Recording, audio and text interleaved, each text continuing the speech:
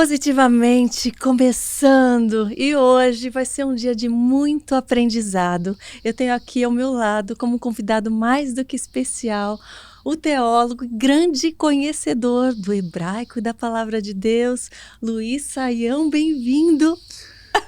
Obrigado, Karina. Muito agradecido pela honra de estar aqui com você, né, nesse podcast tão especial, Positivamente, falando coisa boa da parte de Deus para abençoar toda essa população brasileira e de língua portuguesa no mundo todo que precisa da graça de Deus. Amém. E muito obrigado, é um prazer estar aqui, ainda mais que você está até de Jerusalém. Você viu? Aí eu falei, combinamos até as cores sem querer. O negócio está tudo certo, né?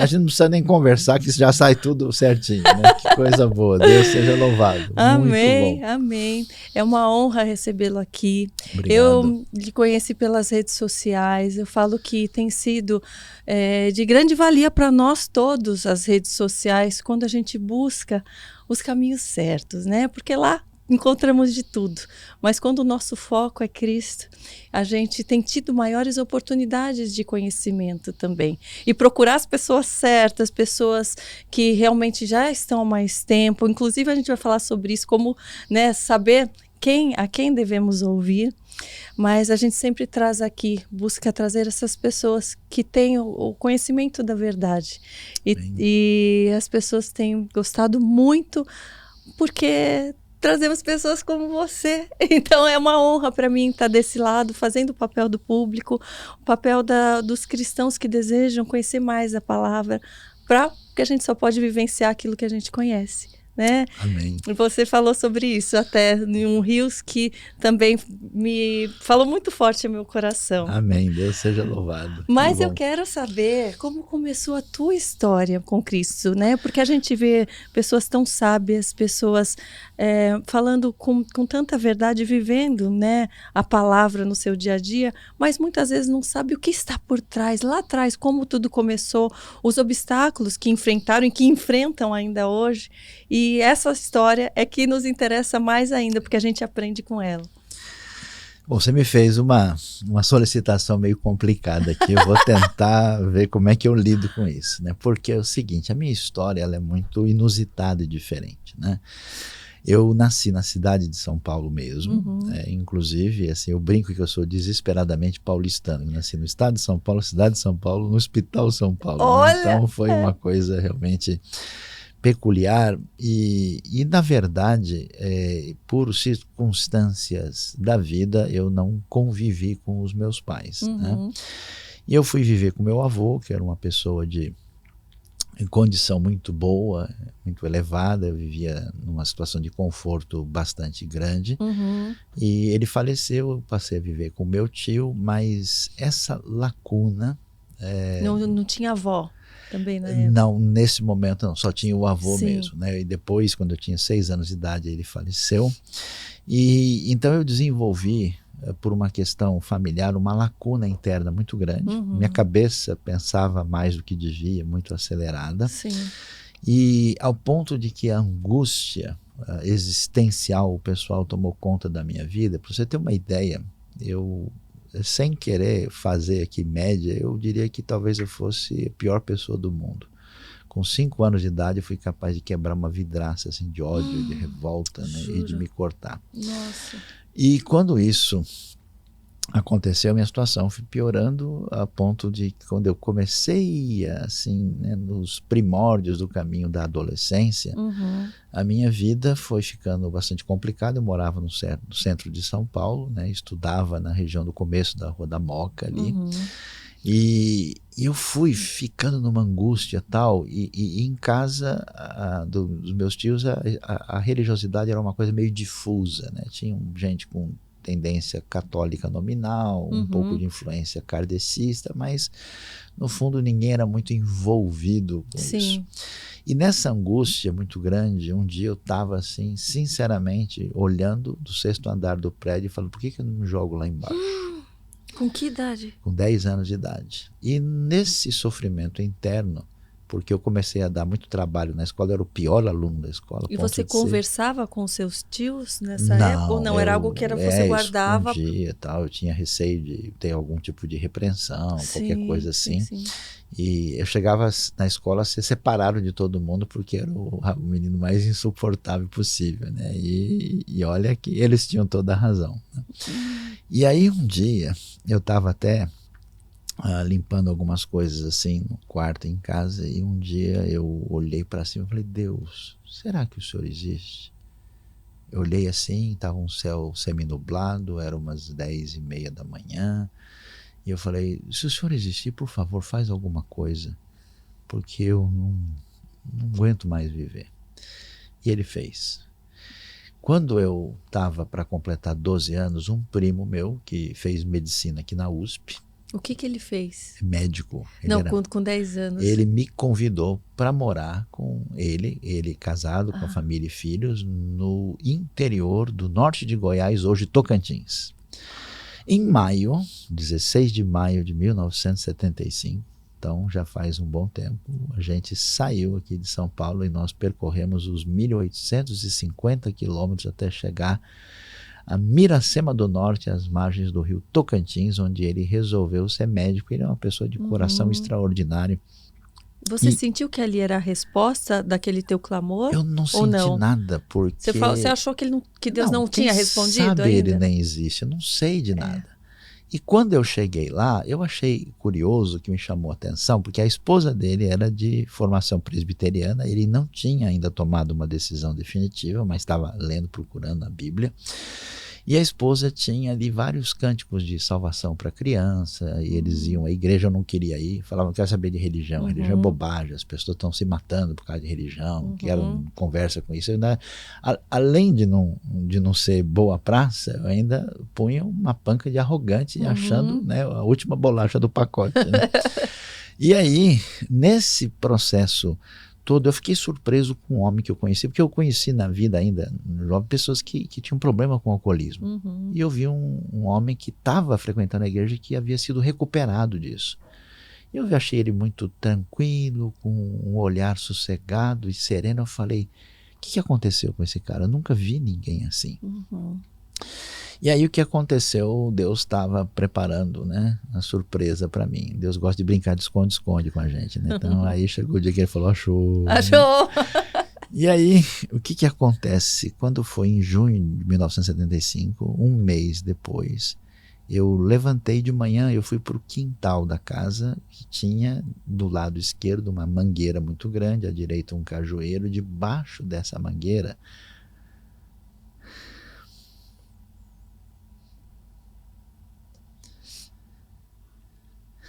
sem pensar direito, eu comecei a cantar. Aí eu cantei 2 musiquinhas. É fácil de entender, tão claro como a luz, em meu lugar, para me salvar, Jesus morreu na cruz. E cantei: mesmo o menino pode crer que ele é um pecador e Jesus Cristo receber como seu Salvador. Quando eu cantei isso, um pouco depois das 10 da manhã, foi como uma coisa tivesse atingido a mim, de cima para baixo. E aí eu tive, assim, eu diria no espírito, no coração, uma visão absurda do amor de Deus, dizendo: como é que Deus pôde se importar comigo? Se eu não tive nem oportunidade de ver com meus pais, como assim? O Criador do Universo realmente se interessa por mim e vem morrer? Não é possível um negócio desse. Aí eu não sustentei a força e caí ajoelhado. Quando aconteceu isso, eu lembrei da minha vida toda. Todas as mentiras, dos erros, das molecagens, dos pecados. Eu falei: eu não presto, mas olha o que eu fiz. E olha o que Deus fez. Que doideira, o que é isso? Eu não sabia o que estava acontecendo. Nada. E aí eu chorei sem parar. Como eu era um menino de 12 anos, eu falei assim: peraí, homem não chora, você não pode ficar chorando desse jeito. E eu não sabia o que fazer, então eu corri para trás de uma casinha que tinha de guardar entulho, coisa no quintal, e ali eu me escondi, derramei. Aí eu chorei, perdi a noção de tempo. E quando eu consegui cair, assim, me controlar, eu voltei. ainda sem consciência do que era aquilo. Eu não tinha ideia que era um novo nascimento, que era uma coisa... aquilo, foi Deus que me achou. Sim. E aí, eu saí de lá, vim embora, e era uma coisa curiosa, era uma sensação de uma leveza que eu nunca tinha experimentado antes, né? E eu passei aquele dia, é uma frase meio pesada de dizer, parecia que semi-narcotizado. Eu estava meio assim, sabe, meio fora, uma coisa meio estranha de poder explicar. E aí eu fui aquela noite. Parece que a gente fica meio flutuando, assim, exatamente. Né? Não é? Eu já tive algumas vezes assim. Aí quando foi, naquela noite eu dormi. E dormi tão bem. No outro dia de manhã, eu acordei, eu olhei pela janela.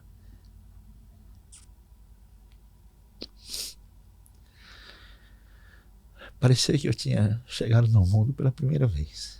Nossa, que mundo lindo era esse, que eu nunca tinha visto. E aí, duas coisas me chamaram a atenção, e é coisa de, se a gente falar, é coisa de louco, né? É uma formiga andando em cima do muro. Eu achei a coisa mais linda. Muito louco, porque eu falei, olha só. Que coisinha mais fofa, exato, né? Você fica olhando, dizer, você tá carregando aquela folhinha, a gente vê coisas que a gente não enxergava. Encantado com um negócio mais bobo. Antes eu pisaria em cima da formiga e nem tinha visto, né? E aí, olhando para a folha, eu fiquei olhando as ranhuras da folha, admirando aquele desenho. E aí, foi que eu percebi que o peso que eu carregava nas costas, no coração, caiu. Sim. E aí eu fiquei literalmente maluco, né? Eu fiz duas coisas. Primeiro que eu queria converter a cidade toda. Eu não sabia. Então eu chegava para as pessoas e falava, fulano, olha, Jesus fez isso. E o cara falava, eu vou pensar. E eu começava a chorar. Eu sei bem como é isso. Aí mas eu não entendia as coisas, né? E aí, com uma sede desesperada, eu comecei a ler a Bíblia feito doido, né? E li, tipo, um mês eu li o Novo Testamento todo, pouco tempo eu li a Bíblia toda, então eu passei a comer a Bíblia, né? E então, o que acontece? Eu tinha só 12 anos de idade. Nossa. E eu comecei então a crescer, a caminhar, a ouvir, a ler, a buscar, tudo, né? E eu continuo até hoje, né? E aos 13 anos, eu tive uma grande satisfação de, além de ter, né, o meu primo, que era um médico, que logo também professou a sua fé em Cristo e se tornou um missionário, né, na área de saúde, ajudando inclusive uma missão indígena depois no Amazonas. Na ocasião lá, o pastor da igreja era o pastor Gunther Krieger, que era missionário traduzindo a Bíblia para os xerentes, os indígenas da região. Olha. E ele era uma pessoa extraordinária, eles dois foram referências importantes assim para mim. E aos 13 anos, em 1976, num culto especial à noite, quando houve uma chamada missionária, cantou-se um hino, por meus delitos expirou Jesus, a vida e luz. E no 119 do cantor cristão, naquela ocasião, eu fui à frente e disse, não, a minha vida não terá nenhum sentido se ela não for dedicada plenamente ao reino de Deus. E daí eu fiquei doido, maluco e estranho e nunca mais sarei. E aí, como o pessoal diz na brincadeira, como é que foi o negócio, né? A gente foi fundo, né? O pessoal brinca. Eu fui fundo, né? Você foi se aprofundando e passei. Eu vou dizer uma coisa estranha para você, que eu nunca quis ser nada. Ah, você queria ser pastor, você queria ser professor? Não.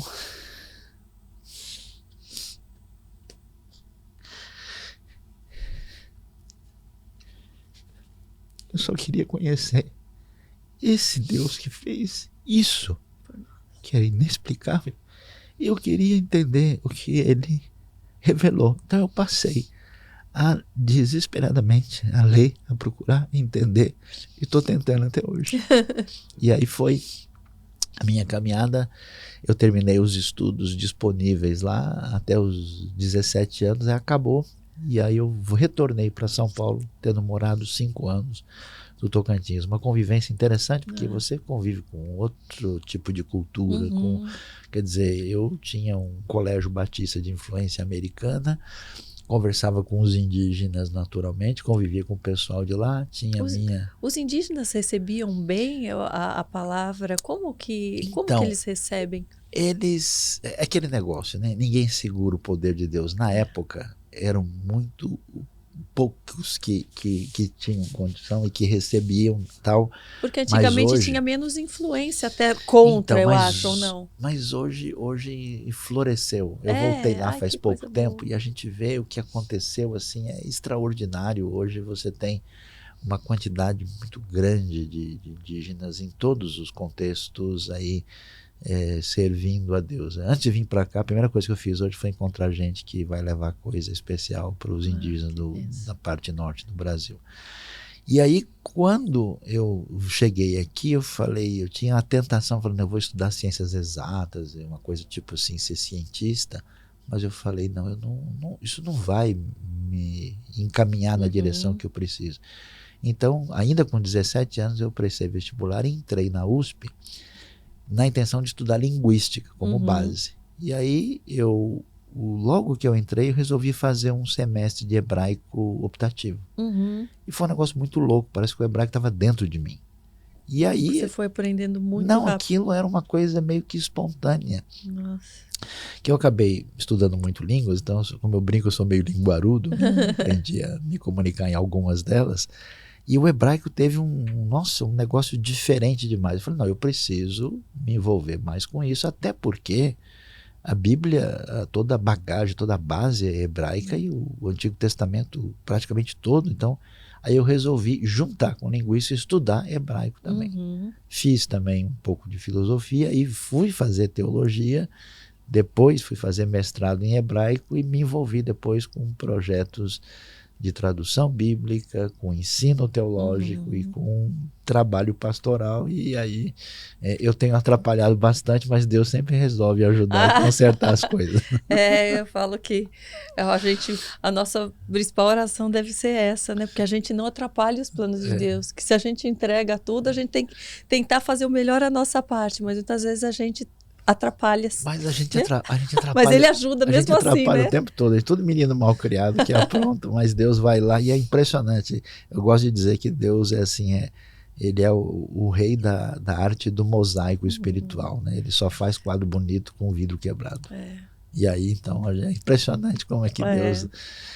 por exemplo, eu acho que se eu não tivesse tido uma vida com tanto sofrimento na infância, com tanta situação desafiadora, eu nunca poderia entender e sentir a dimensão do que significa essa graça, esse poder extraordinário de Deus. Sim. Então, depois disso, em algum momento, ali depois que você teve esse encontro realmente ali embaixo da mangueira? Da mangueira.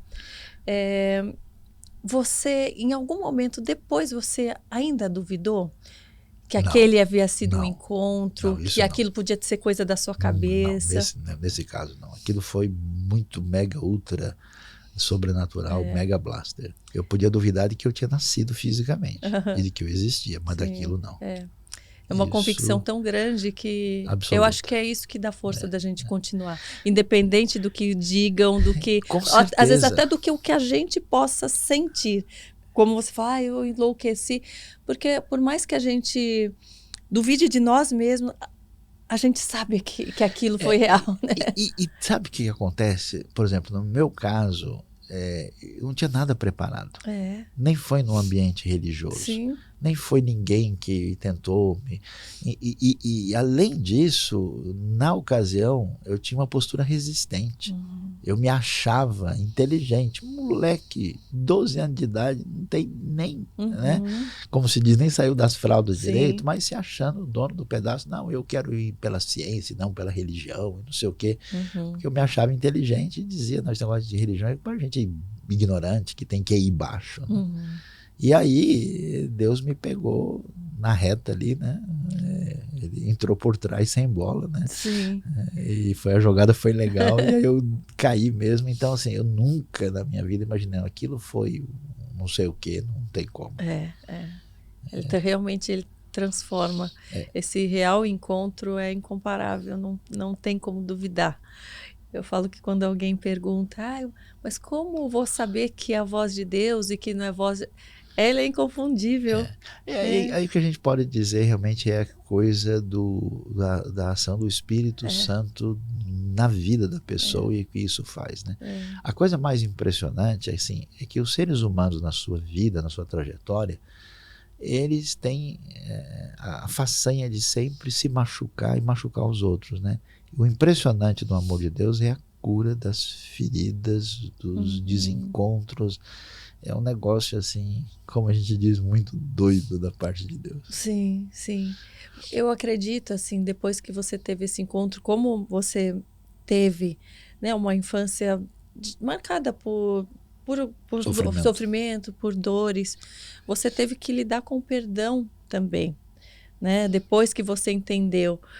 E muitas pessoas ainda confundem a questão do perdão com a questão de talvez ter que conviver com aquelas pessoas que um dia te machucou.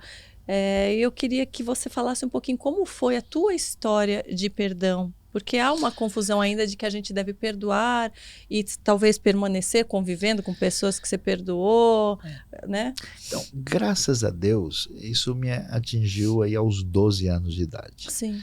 Então, assim, algumas pessoas que eu conheci muito novo, eu nem conheci direito. Sim, não teve uma convivência muito profunda, né? Algumas, por exemplo, o meu avô faleceu, eu tinha 6 anos, né? Então, supondo que ele tivesse feito qualquer coisa, que na verdade ele não fez, né? Então, eu não tinha coisas, a minha angústia, meu problema era mais dentro de mim, comigo mesmo, né? Mas eu entendo, porque depois a gente passa na vida por uma série de situações que você tem que lidar com essa questão do perdão, né? E aí o que a gente pode dizer? A gente precisa compreender a realidade de que a ira vingativa é uma tentativa de punir o outro em mim mesmo. Então, na verdade, eu descarrego a gente sentimento. Sofre mais a própria pessoa do que o outro. Não tem nada positivamente, aí vira negativamente, e você descarrega tudo que há de negativo em você. Então, na verdade, é um processo de loucura. E é um pecado no sentido em que você se coloca na posição de juiz diante de Deus. Aí você tem que voltar lá no Evangelho e ver, peraí, mas se Deus me perdoou, se Deus, né, virou a página para tudo aquilo que eu ofendi, quem sou eu para negar? Então, como cristão, a marca do verdadeiro cristão é o perdão. Se a gente nega perdão, a gente não entendeu o Evangelho.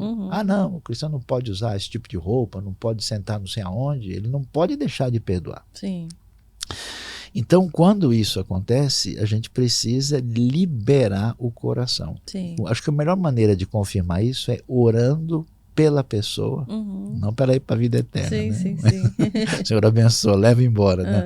Orando para que Deus abençoe. Agora, mas existem coisas diferentes. Não é porque você perdoa uma pessoa que necessariamente você vai trabalhar com essa pessoa. Por quê? Porque às vezes, né, vocês têm visão diferente, proposta diferente. Então, às vezes o pessoal não confunde. Como eu perdoei, agora tem que ir todo dia na casa da pessoa comer um bolo com ele.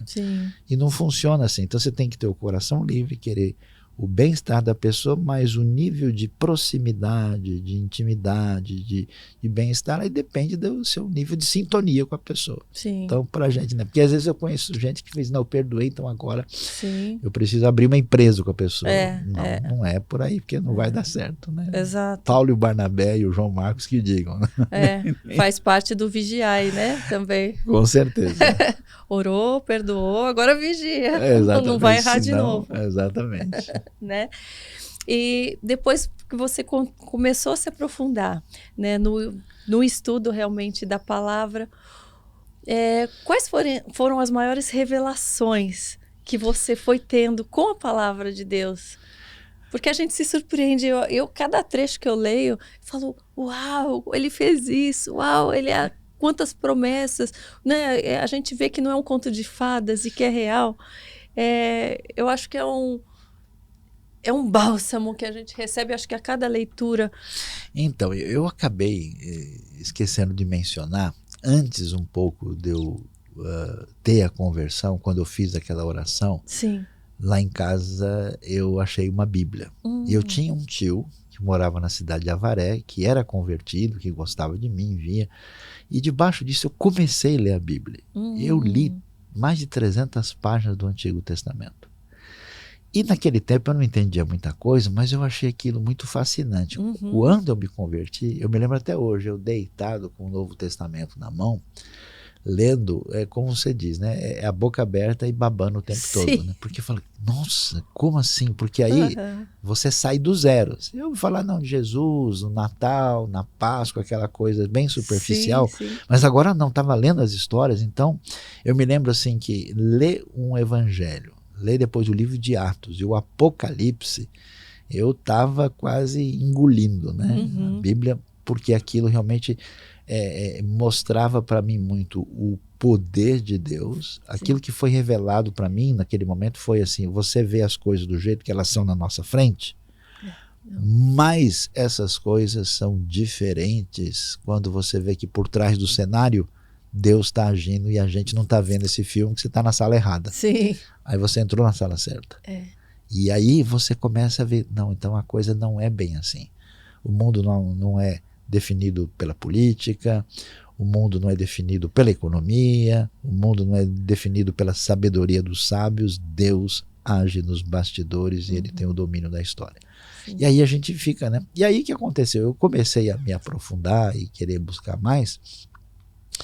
Eu vou dizer uma coisa um pouco diferente agora, né? E aí quando eu comecei a estudar hebraico e comecei a ler a Bíblia no original, me aprofundar, eu falei, puxa, esse negócio é muito mais profundo e impressionante do que eu imaginava. É um outro jeito de ver a vida, é uma outra forma de pensar, são outras prioridades. Por exemplo, eu digo para você que às vezes o meio religioso vive numa situação de conflito e competição que, na minha opinião, se eles pudessem entender a profundidade do manancial de águas, isso não aconteceria dessa forma.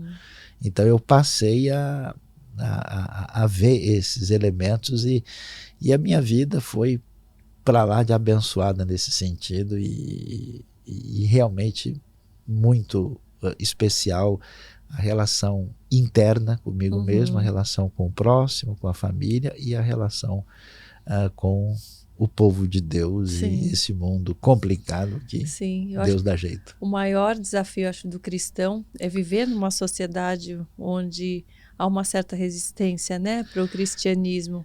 Olha, eu acho que mas tem um detalhe interessante. Tem um estudioso italiano, inclusive, chamado Battista Mondin. Esse dia eu estava vendo uma referência a uma palavra dele. Ele disse o seguinte: mesmo que o homem tente fugir de Deus, essa tentativa nunca dará em nada. Porque fugir de Deus, no final das contas, será uma maneira que não é a mais adequada de, no final das contas, cair nas mãos dele de qualquer maneira. Então, assim, eu tive muita experiência, Karina, com gente muito secular, gente que se afirmava ateísta, gente antirreligiosa. Você sabe de uma coisa? Deus me ajudou a ter a maior tranquilidade, porque a vontade que dá de provar que a pessoa está errada, você ficar argumentando, é bobagem. Sabe o que você faz? Ame a pessoa. O amor é a força poderosa, mais subversiva e incapaz de ser defendida que existe nesse mundo. É isso que Deus faz com a gente. Então o que acontece? Porque o problema não é uma questão intelectual. O problema não é uma questão de você fazer as coisas assim pela força humana. O problema é espiritual e emocional. Então, por isso, porque não é interessante? As pessoas estão, por exemplo, às vezes militando contra Deus e a fé e batendo pesado numa coisa que eles dizem que não existe. Quem é que é doido o suficiente de brigar contra algo que não existe? Isso não faz sentido. Olha, eu não aceito Papai Noel, eu sou contra. Eu vou abrir um blog aqui lutando contra a crença no Papai Noel. Ninguém faz isso, porque é lógico que é bobagem. Mas contra Deus as pessoas fazem, porque isso é uma ferida na alma.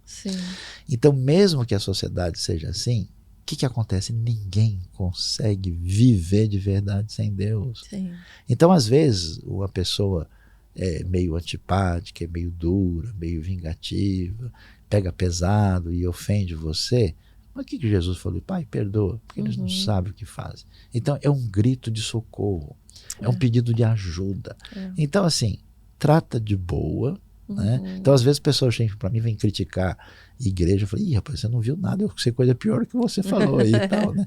Então, quer saber de uma coisa? Se a gente não se alinhar com Deus, vamos passar a eternidade do lado dessa galera aí, então é melhor acertar o meio de campo, né? Você acha que não vai dar certo. Então, assim, é um desafio grande, mas eu diria que é um desafio que, mediante a direção de Deus e alinhamento com a palavra, a gente certamente vai na direção certa. Sim. Eu me lembro de um cara, uma vez eu peguei um trem na Europa, eu estava numa feira mundial dos livros na Alemanha e peguei um trem saindo de lá para ir para a Holanda, e aí tinha um senhor do meu lado, eu comecei a trocar ideia com ele, né? Eu brinco, né? Quando eu tenho ideia repetida, eu troco com as pessoas, né? Eu tenho duas dessas. Não, toca aí. Trocando aí, ele era um senhor de origem armênia, um businessman, né, internacional. Conversa vai, conversa vem, devagarzinho eu vou chegar. Eu falei, então, o senhor conhece o Novo Testamento, né? Como é que o senhor acha da história de Jesus? Ele falou, eu não sou muito religioso, mas eu respeito e tal.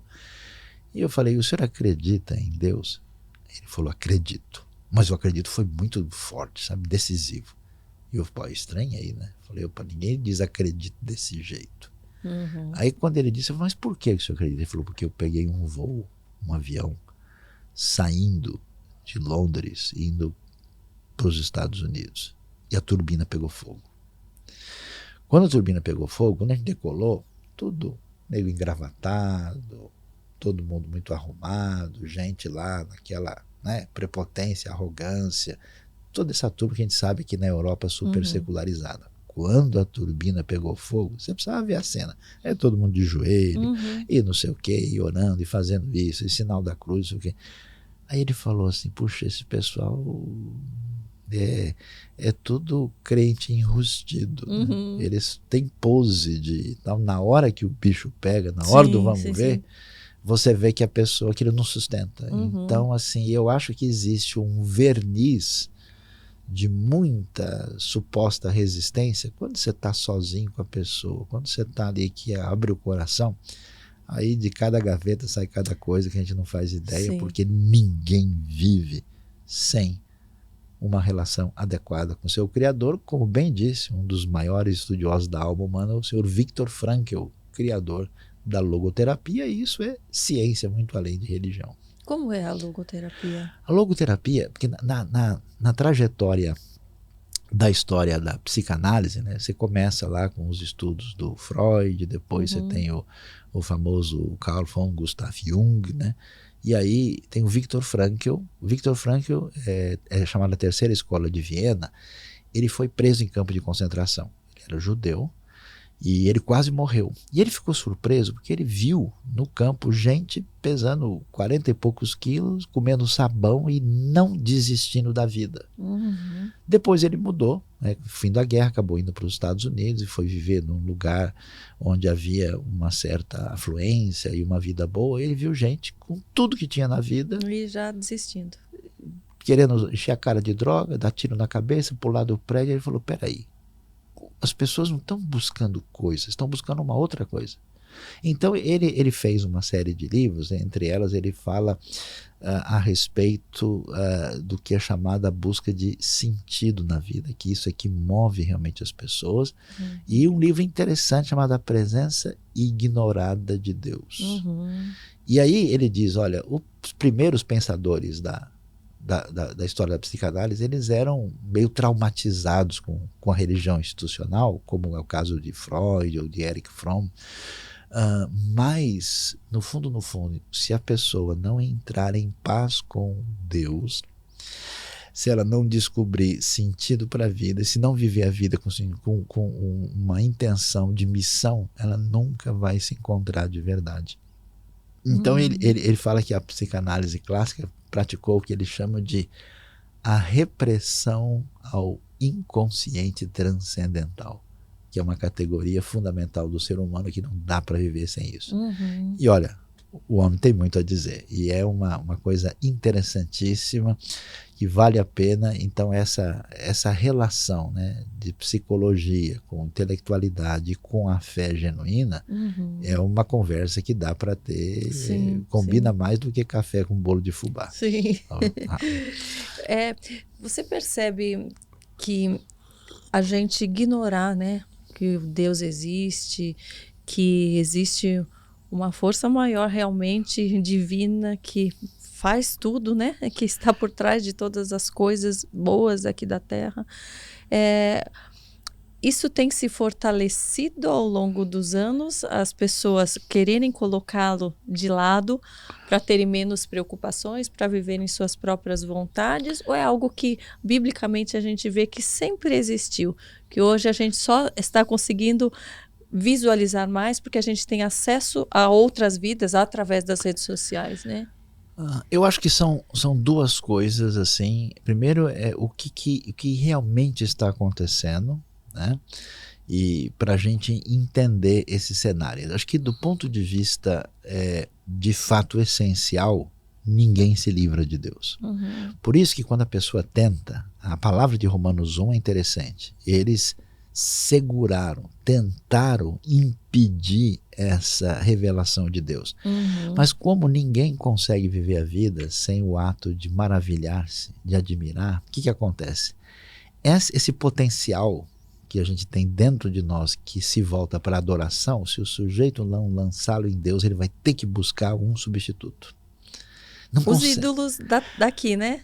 Então, mas Também, por exemplo, né? também os ídolos, mas o ídolo ele representa alguma coisa mais forte. Mas, por exemplo, a pessoa diz que Deus não existe. Quando ele chega diante do pôr do sol, quando ele chega diante da lua, em cima da lagoa, com aquele reflexo prateado, a pessoa tem um enlevo de espírito e ele diz, nossa, entende? Essa questão diante da realidade transcendente que apela ao nosso coração, ela nos remete a Deus.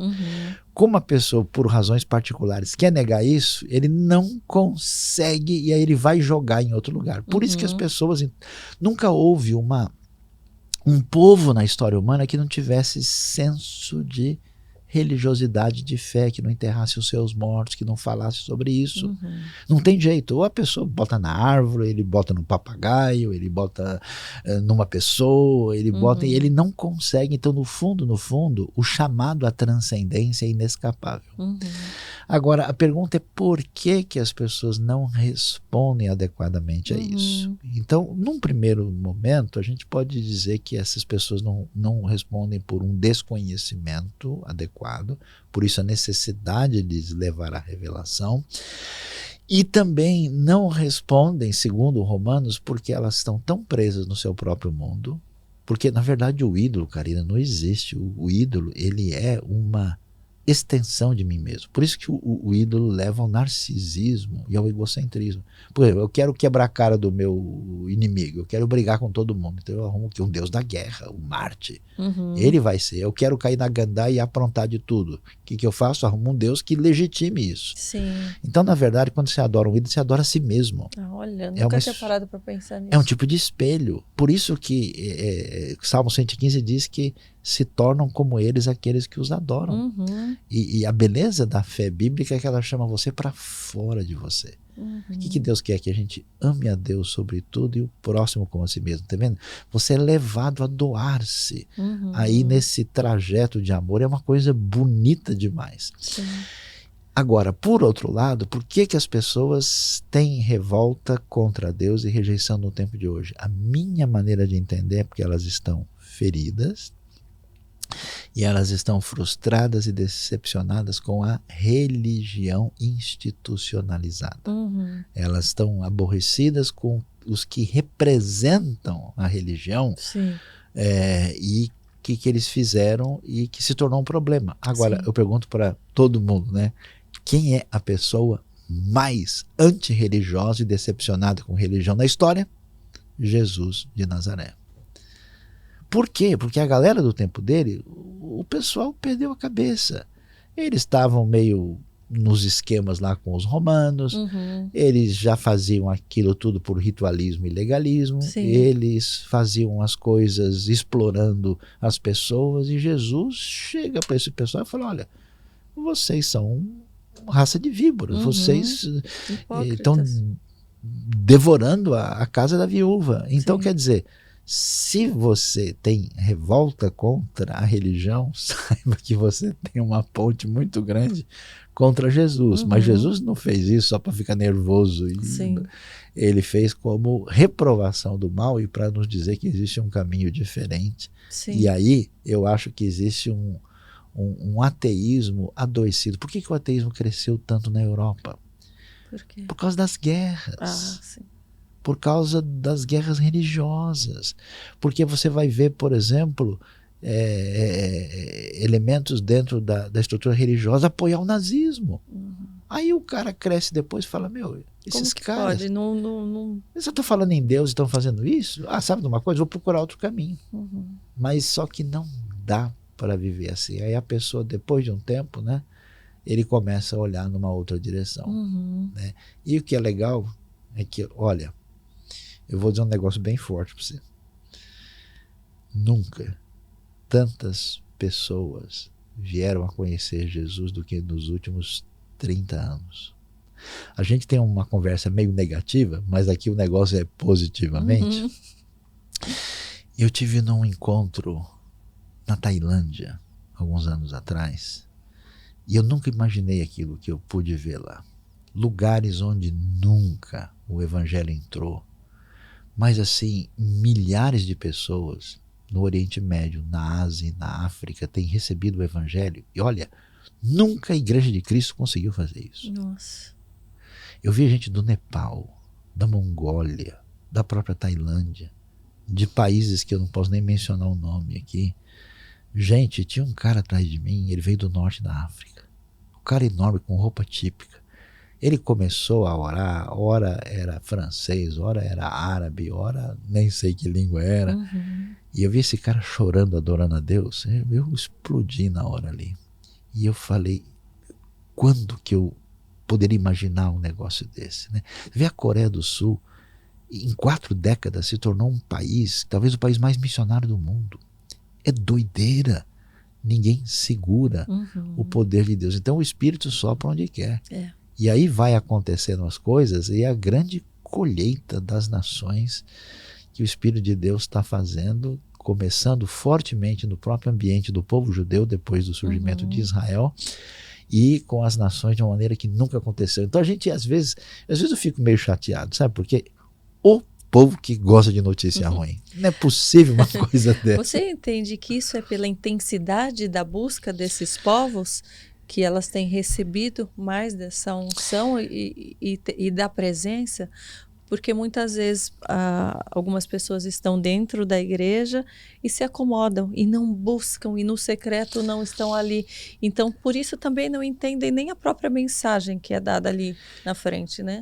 É verdade, nos ambientes religiosos a gente tem um monte de zumbi evangélico, morto-vivo de Cristo. O pessoal vai lá por costume, né? A calça dele é crente, a calça vai na igreja mesmo que ele não for, né? Então acha que vai entender por osmose, assim, né? Só mas não está nem raciocinando, prestando atenção no que está na mensagem. No nosso mundo dito livre, né, ocidental, tem muita gente nessa condição. Mas eu acho que são 3 coisas, na minha opinião. Primeiro, que há uma ação de Deus libertando a esfera espiritual na direção desses povos.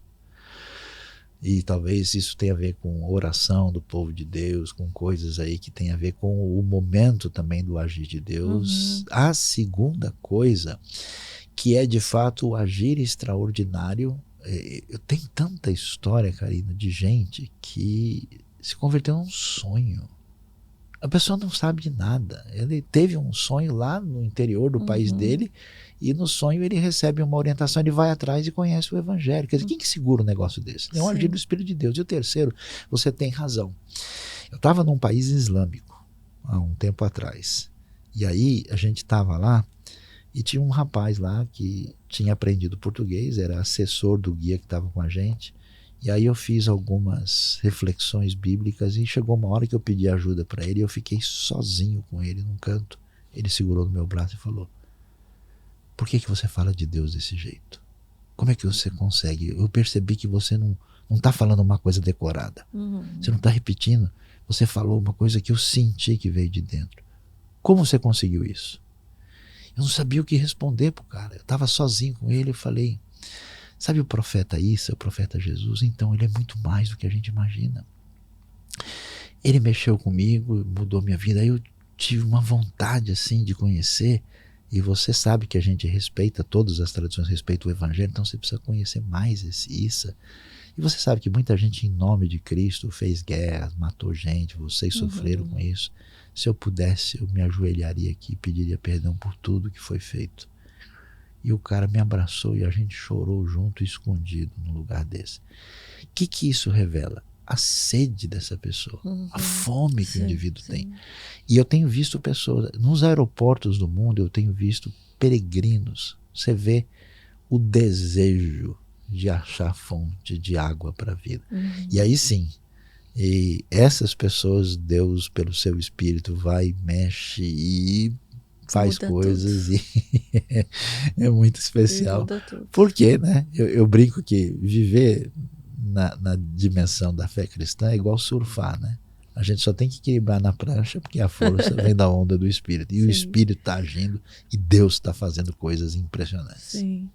Você acha que quanto mais cedo a gente entende tudo isso e tem esse encontro, se torna mais fácil o processo de santificação? Ou é mais difícil? Eu acho que Deus é criativo.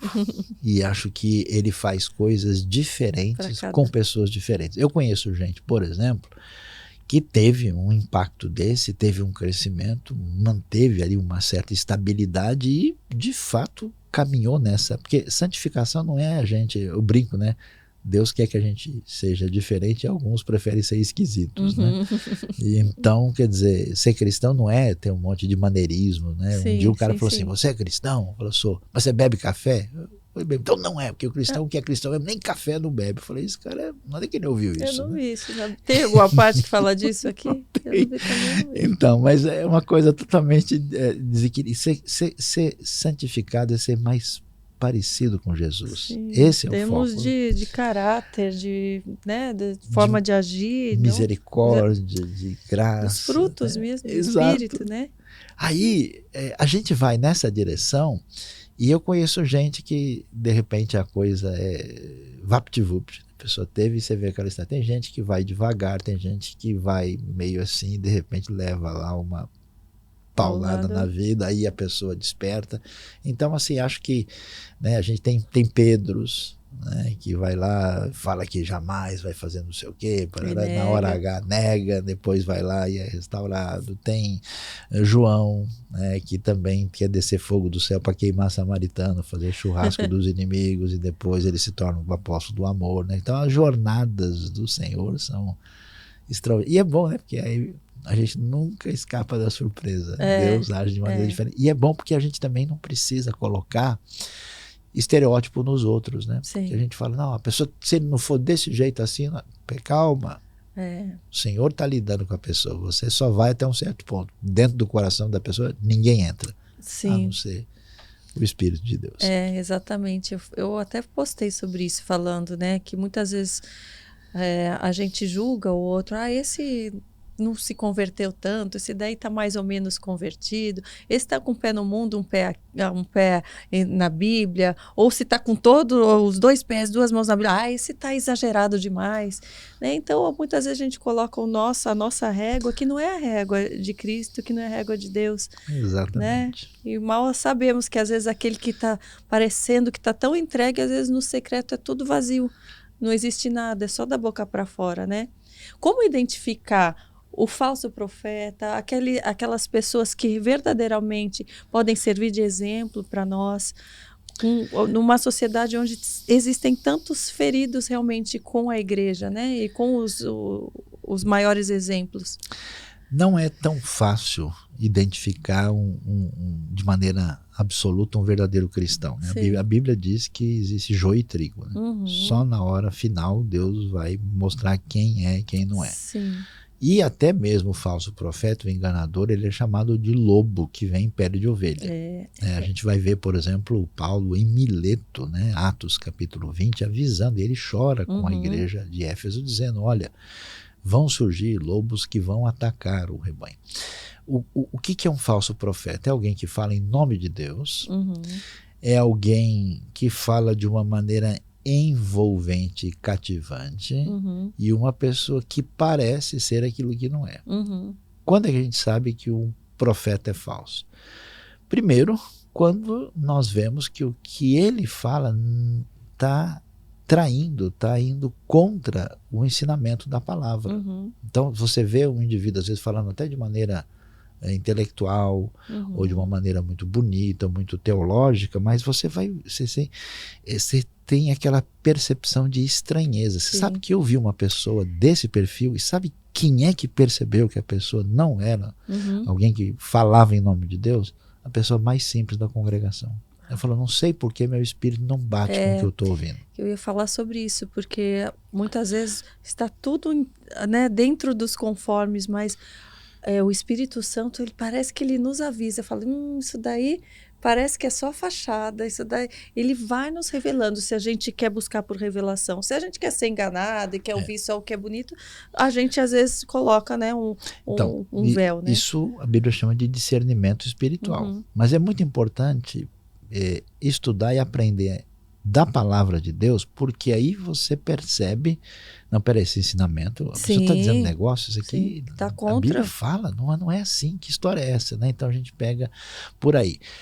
Segundo a Bíblia, os falsos profetas têm intenção de tirar vantagem das pessoas em vez de ajudá-las a crescer e abençoá-las de verdade. Então toda vez que a gente vê alguém fazendo as coisas de uma maneira em que não procura ser bênção para alimentar e ajudar de fato as pessoas, mas quer usá-las como massa de manobra, quer usá-las simplesmente para tirar proveito disso, segundo a Bíblia, isso, aliás, no começo da igreja primitiva, você tem, por exemplo, um dos primeiros livros chamado Didaquê, né, que era um catecismo dos primeiros cristãos do ano 135, dizia, se o sujeito vier e se apresentar como profeta, aí se ele ficar folgado, quiser ficar por aí e querer pegar dinheiro de todo mundo, saibam que ele não é profeta, mande o sujeito embora. Né? E finalmente, quando o dito profeta fala o que não se cumpre. Então tem muita gente que aí tem o lado do falso profeta teólogo, e tem o falso profeta que vive de profetada, que é o indivíduo que se fala em nome de Deus, diz isso, promete aquilo, não sei o que, e não cumpre. E a Bíblia diz, olha, se o sujeito disse e isso não se cumpre, saibam que ele é falso profeta. Então a gente tem que tomar muito cuidado com gente que fica o tempo todo dizendo, olha, Deus disse isso, Deus disse aquilo, e a coisa nunca se concretiza. Isso não pode ser verdadeira ação do Espírito de Deus, que não mente. E tem aquela profecia também que qualquer um pode fazer, né? Ia acontecer tal coisa, mas eu já tô te livrando. Você não sabe nem se ia acontecer, que você já foi liberto antes, né? Tipo, ele já viu, já se cumpriu, já. Eu conheci uma pessoa que falou, nossa, eu fui curada de câncer. Eu falei, mesmo? Como é que foi essa história? Eu ia ter um câncer e ele já me curou antes. Eu nem sabia que eu tinha, nunca senti nada, não tenho nenhum diagnóstico. Tome cuidado, mas o sujeito já orou, já curou. Eu falei, que maravilha. Isso, eu já tive algumas assim, eu falei, poxa. Esse negócio não está muito certo. Você ia ter um negócio no coração, mas eu já orei, já te livrei, isso já não vai acontecer. Eu falei, então tá, né? Aí tá difícil. Tem que tomar cuidado, tem que tomar cuidado. Dos frutos do Espírito, para você, qual foi o mais difícil ou mais tardio, ou ainda é, assim, que você percebeu, tem que trabalhar mais aqui? Olha, é o seguinte... Porque você fala muito sobre a mansidão, né, também, que... Então, quando... Você é manso mesmo, mansinho mesmo, sempre? Então, é muito difícil, né, se nós julgarmos a nós mesmos, nós não seríamos julgados. A gente não pode, né, dizer. Mas assim, é a própria percepção, né? A maior parte das pessoas vão dizer que sim, né? Mas eu diria que eu tenho talvez mais dificuldades em outras coisas, né? Quando a gente olha para o fruto do Espírito, na verdade, tudo aquilo se resume na ideia de amor cristão com seus desdobramentos. Então, no que eu tenho mais dificuldade? Como eu sou uma pessoa que acabou estudando bastante, entendendo, é fácil ouvir uma pessoa e falar, puxa, o cara está falando bobagem. Não, e aqui ele errou. Não, imagina, você tá... Então eu tenho uma facilidade de ouvir alguém e imediatamente desprezar. Falando, esse cara está falando, não sabe de nada. Não tem nada a ver isso. Devia pelo menos ter estudado, né? Mas não é possível, como é que é burro desse jeito, né? Só que eu disfarço, né? Faço de conta, fico sorrindo lá com aquela cara, né, de gente boa. E no fundo eu estou vendo, nossa, que isso, né? Então. Se eu falar alguma coisa errada, você me fala depois, hein? Não, eu vou disfarçar direito. Disfarça, mas depois você me dá um toque. Não, tá tranquilo. Hoje, por enquanto tá. O risco maior é meu, né? E também eu fico, digamos assim, um pouco na carne, no sentido de reagir quando eu vejo injustiça.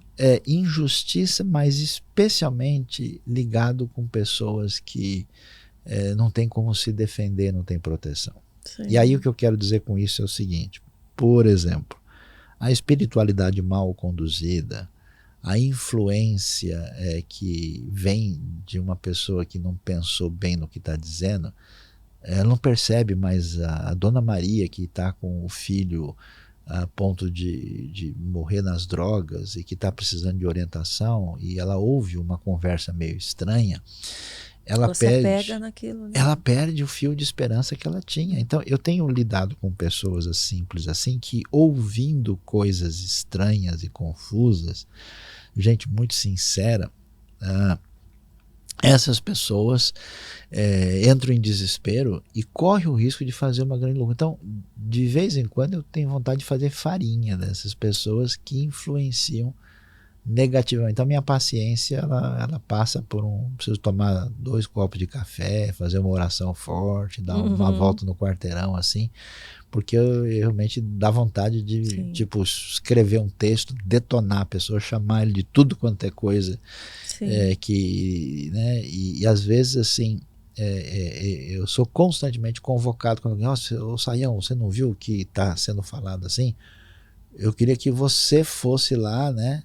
E aí o que acontece? Eu tenho que me segurar e falar, de fato, se eu fizer isso, eu vou me sentir forte, importante, eu facilmente vou derrubar o indivíduo no argumento, mas para quê? Jesus não teria feito desse jeito, então é mancada minha, então preciso tomar outro copo de café, né? Deixa eu segurar aqui. Então, nesse sentido, acho que são as coisas mais complicadas para lidar com a reação assim. Sim. Olá, positivos e positivas! Tá demais esse episódio, né? A gente já volta pro podcast, mas antes eu queria te convidar a ser um Positiva membro e fazer parte da nossa comunidade exclusiva aqui do YouTube. Além de ajudar o Positivamente a alcançar mais e mais vidas, aqui você vai ter acesso a um monte de aulas ministradas por pastores, psicólogos, autoridades e artistas cristãos que vão te ajudar na sua jornada de desenvolvimento pessoal. E de bônus, você vai receber vários benefícios. Você tem acesso antecipado aos episódios inéditos, enquanto todo mundo assiste na terça, você já pode assistir no domingo. Recebe o calendário e consegue ver antes de todos a agenda de convidados do Positivamente e o que teremos de aulas no mês. Pode usar os selos de membros e nossos posimojis, os emojis personalizados da nossa comunidade, para você usar nos chats e comentários. E ajuda o Positivamente a continuar crescendo e produzindo mais e mais conteúdos. É só clicar no botão Seja Membro aqui no YouTube para saber mais. Te espero lá. Você falou, né, sobre o exemplo Dona Terezinha, você citou o nome? Qual foi o nome que você Dona usou? Maria. Dona Maria. Porque muitas vezes a gente vê a pureza do coração de tantas pessoas que são realmente usadas ou são maltratadas. E a gente que fica de fora, realmente, às vezes a gente quer salvá-las de alguma forma, né? Como manter, né, achar um ponto onde elas possam estar fortalecidas. Claro que a presença de Deus está ali para isso, mas sem perder a pureza do coração, porque eu vejo nós, humanos, aos poucos a gente vai levando tanta pedrada que a gente fica naquele impasse. Poxa, eu tenho a minha pureza, eu tenho a minha bondade, como vou seguir dessa forma sem me endurecer com o mundo, com as pessoas? Então, esse é o desafio, Karina. É um grande desafio. Esse é o desafio por quê? Sem acreditar que aquela pessoa pode ser melhor um dia, que, né?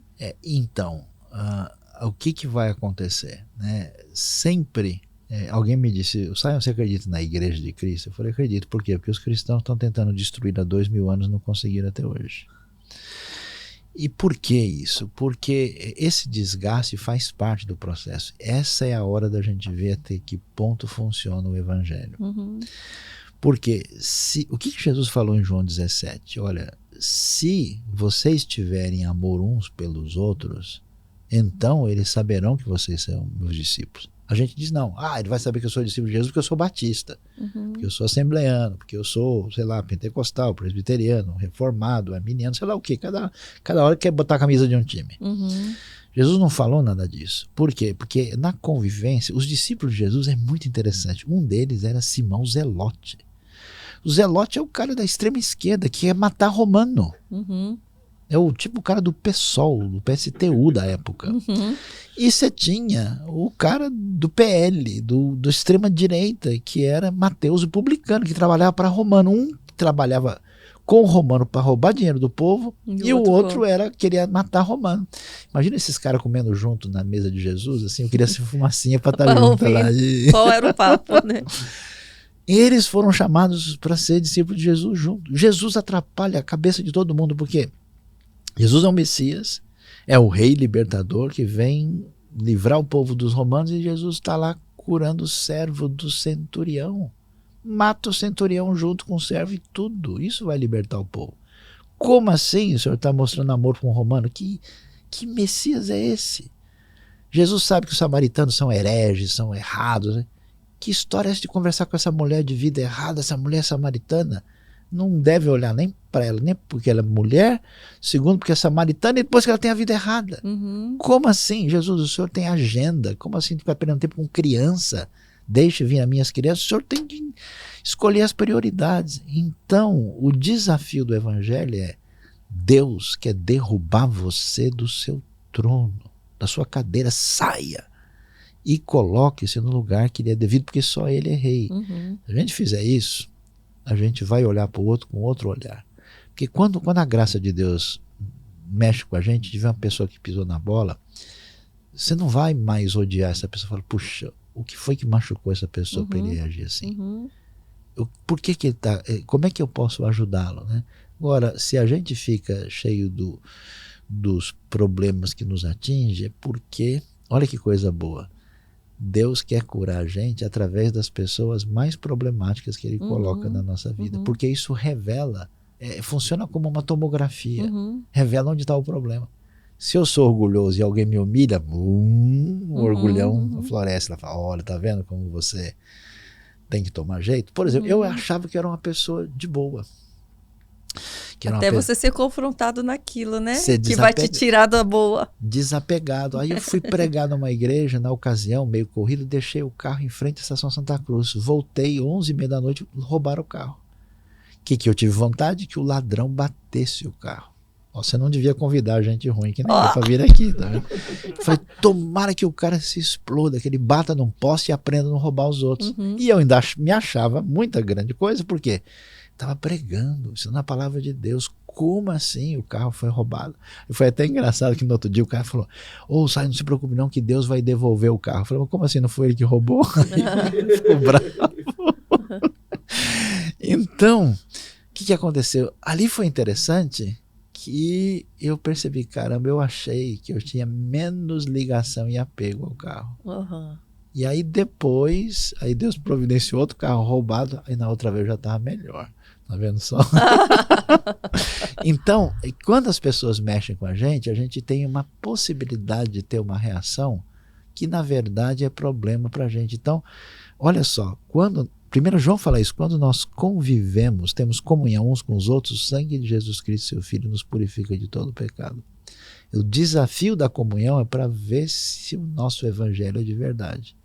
E qual é a grande doença da igreja de hoje? É um batendo no outro, tentando sentir melhor do que o outro e dizendo, a minha tradição é mais legal que a sua, você é feio, e não é por aí. Todos nós temos pontos positivos e pontos para ser contornados e melhorados aí. E nesse aspecto, a gente então precisa ser trabalhado por Deus, e é um desafio. Então, a vigilância é total, porque a gente facilmente ficará frustrado, decepcionado e endurecido. E quando isso acontece, você fala, eu não vou ajudar mais ninguém. Sim. Aí você caiu. Sim. Então não dá pra gente, né, abrir mão desse negócio, porque isso é exatamente... Eu acho impressionante porque os discípulos de Jesus, quando você lê João 13, por exemplo, o texto é explícito, diz que eles não tinham entendido nada. Você sabe o que é ser dedicado, tipo, 12 horas por dia para aqueles caras que não eram grande coisa, só cheirando peixe ali junto ao mar da Galileia, e Jesus ter falado o tempo todo, e nenhum deles entendeu nada. E na hora do vamos ver, um traiu, o outro negou, os outros nem para negar não estavam, tinham fugido antes. Sim. E Jesus amou os seus discípulos até o fim, e fez uma coisa que ninguém faria, chamou aqueles caras de amigos. Que no mundo antigo você não dá, você dá o dedo, o cara pega o braço. Como assim, amigos? Se você, eu sou o chefe, você me... Então, assim, a pegada de Jesus é tão única e diferenciada, e é isso que tem que ser alimentado na nossa vida, porque senão a gente fica igualzinho às pessoas que não conhecem a Deus. Sim. Mas existem também palavras duras, palavras de justiça, né? Porque a gente fala muito de amor, e muitas vezes as pessoas entendem que o amor é só aquele que aceita, é aquele que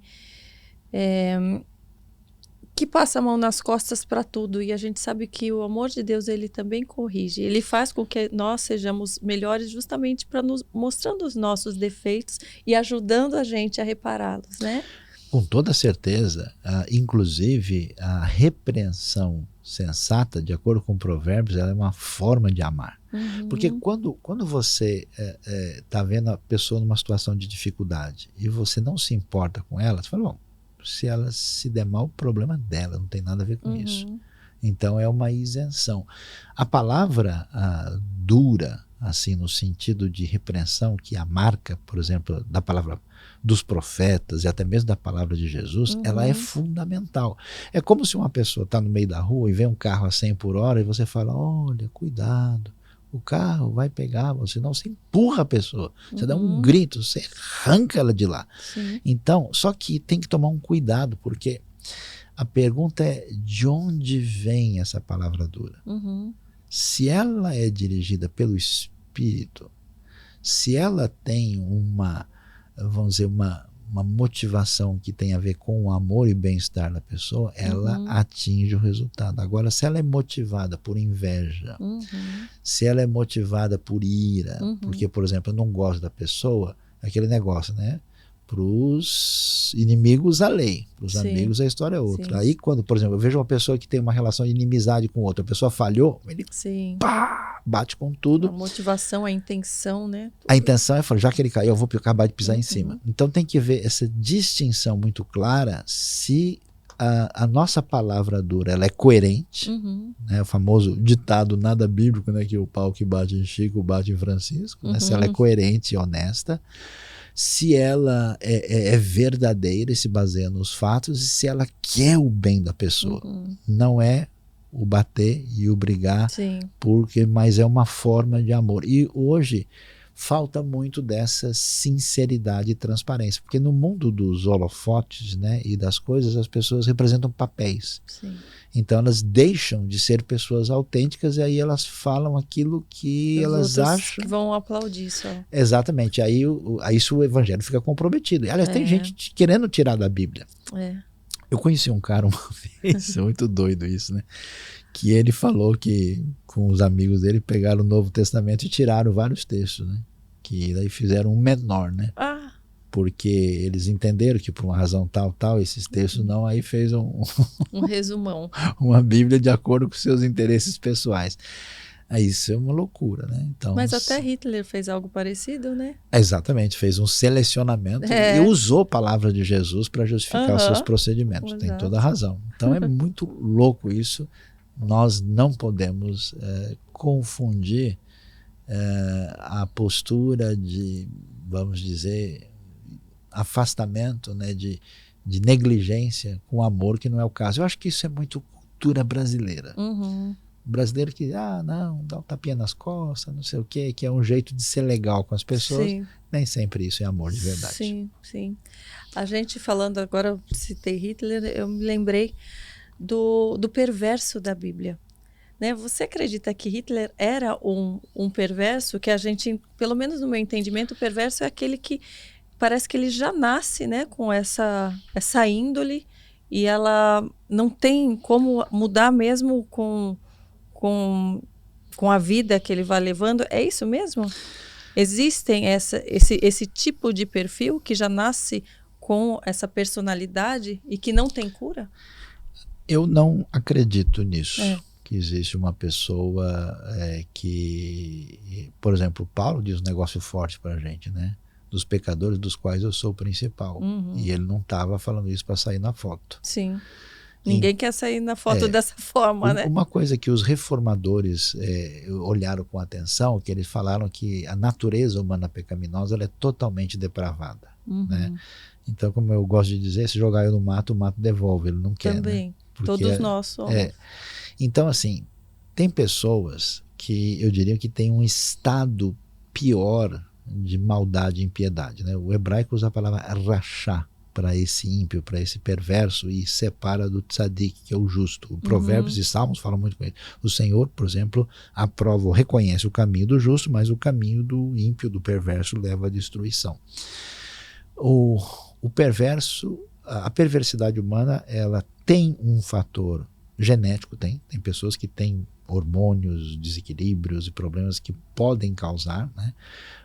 Assim, algo mais violento, mais perverso, mas uma pessoa que não tem isso, por exemplo, às vezes tem uma tendência depressiva e autodestruidora. Então todo mundo tem algum parafuso sério faltando, que precisa da graça de Deus. Tem o fator ambiental de formação. Imagina, uma pessoa foi criada num ambiente, imagina alguém que foi criada dentro do nazismo desde criança, ou dentro de um regime opressor. São referências, né? O cara, como criança, foi criado numa tribo canibal, né? Então, esperar que uma pessoa dessa tenha misericórdia, então ele tem esse caminho problemático, que é a sua formação, seus traumas, suas feridas, suas dificuldades, e tem a reação a partir da sua vontade. Eu conheço gente que foi criada nos piores ambientes e falou, não, esse negócio não pode estar certo. E saiu dali. Tem gente que foi criada nos melhores ambientes e pegou. Então você tem um Manassés que é filho de Ezequias. E você tem um Josias que vai ser aí pai de Amon, né? Então você tem Davi, tem um filho chamado Absalão, tem pais maravilhosos com filhos horríveis e pais horríveis que têm filhos muito bons. Então a coisa não é assim determinante. O que é impressionante para a gente? Às vezes você vê pessoas num grau de impiedade, de maldade tremenda, que são atingidos pela graça de Deus. Você vê uma transformação impressionante. E às vezes você vê pessoa que é, digamos, o pecador bem comportado, socialmente adequado, e essa pessoa, por exemplo, entra por um caminho, né, por a sua própria decisão. Então não acho que haja uma pessoa por si só inescapável. Hitler tinha problemas de formação, a sua família era uma confusão, uma coisa complicada. A princípio ele não parece um indivíduo extremamente perverso. Ele foi estudar até arte, ele era um artista, vamos dizer assim, fracassado e desiludido. Ele cresceu num ambiente cultural problemático, que era um ambiente de tentativa de supremacia, de orgulho racial, né? Tem um livro muito bom chamado O Mito Ariano, de Leon Poliakov, que analisa bastante essa realidade. E ele se entregou a uma caminhada problemática de ditadura onde a sua maldade e loucura foram crescendo cada vez mais.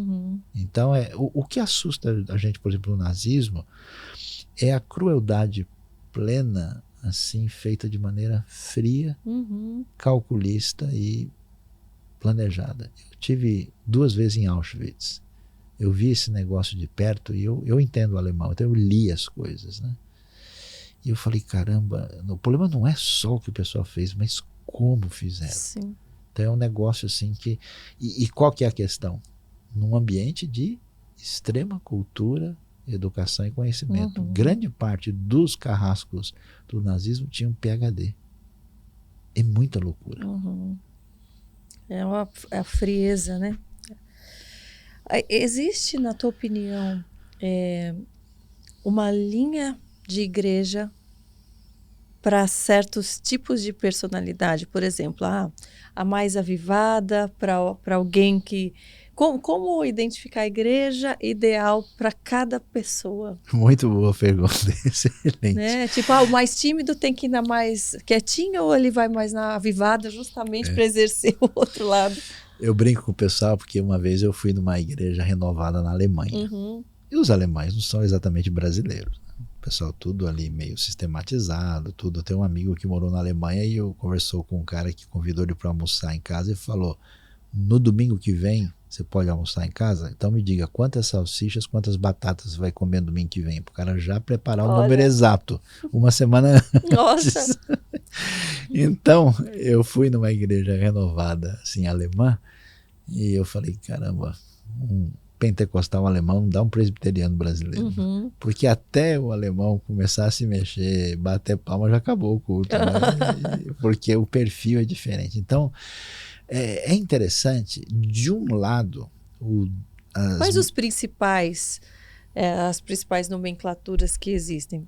Pentecostal, batista... Então, a gente tem, vamos dizer, historicamente, os grupos principais são os batistas... Que vem de João Batista? Não. Ainda que eles queiram dizer que tem... porque eu já li algo parecido. Não se... De onde vem o nome? Eu vou já colocar aqui. Tem os batistas, os presbiterianos, os metodistas e congregacionais, são os grupos históricos mais assim que tem no Brasil, juntamente com luteranos, que são chamados protestantes de imigração e os protestantes de missão. A partir de 1910 começa o movimento pentecostal no Brasil, com a congregação cristã e com as Assembleias de Deus. São missionários ítalo-americanos e suecos que deram início ao movimento. Isso é o que a gente chama de pentecostalismo clássico. Depois houve, nos anos 60, um movimento de renovação de igrejas tradicionais, onde surgiram várias igrejas chamadas renovadas e avivadas. Surgiu um outro tipo de pentecostalismo mais voltado para a cura divina, e libertação, de onde você pode encaixar a Igreja Brasil para Cristo, a Igreja Deus é Amor, a Igreja do Evangelho Quadrangular, a Igreja Nova Vida e, finalmente, a partir de 1977, o neopentecostalismo, que são as diversas igrejas do perfil, por exemplo, a Igreja Universal, Igreja Internacional da Graça, Igreja da Plenitude do Trono de Deus, são igrejas com perfil diferente. E nesse meio, como a mesa ficou cheia de temperos, aí surgiram grupos menores que misturam um pouco de cada um. Então, um pouquinho mais de orégano, um pouco mais de pimenta, um pouco mais de mel, um pouco de sorvete, e vai surgindo uma infinidade. De um lado, esse denominacionalismo é um problema, porque dá uma impressão, puxa, eu estava em Portugal, né? Parece que divide mais do que...